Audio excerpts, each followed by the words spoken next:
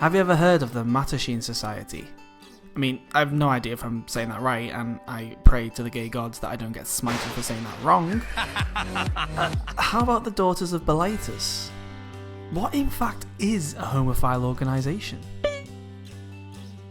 Well, let's start with the word. The term homophile is an early form of homosexual. Indeed, they were both in use at one point, but the vast majority of modern society, the term homosexual and its counterparts, gay, lesbian, bisexual, they won due to their more clear idea of identity.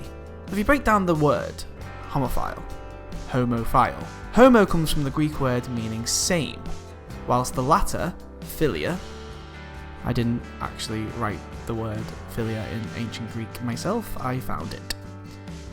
Just saying, is often translated as love, affection, or pertaining to friendship. So when you put it together, it literally means same love.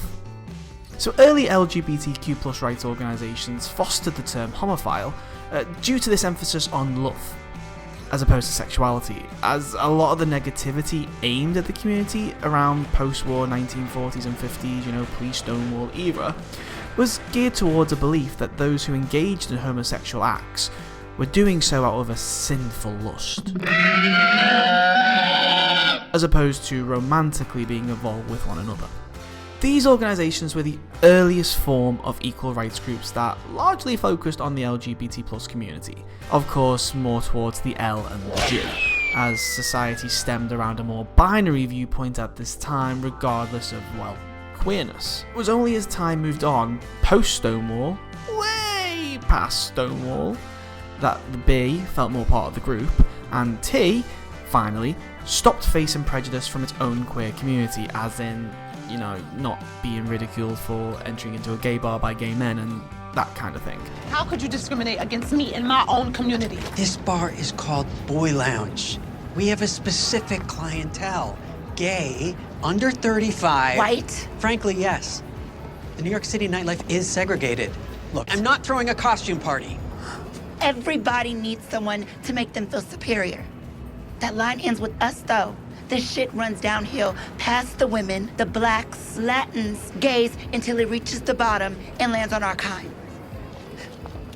So two of the leading organisations were the Mattachine Society, founded by Harry Hay in 1950, so a whole, 19 years before Stonewall. It had two main principles.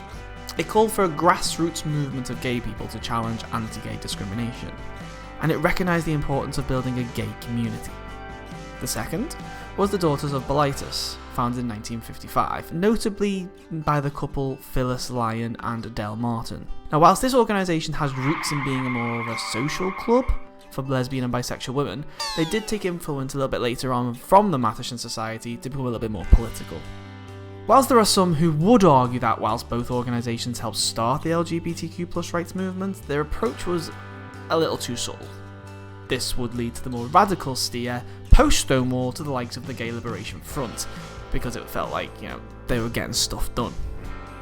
However, it is incredibly important to understand how that, even before the events of the Stonewall Riots, there were members of our community, a privileged few of course, we're talking 1950s, so it was predominantly a white sect of middle-class gay people, who were able to enjoy ever so slightly more liberties than some of our counterparts, but they did help build the foundations on which a more clear political path could be delivered.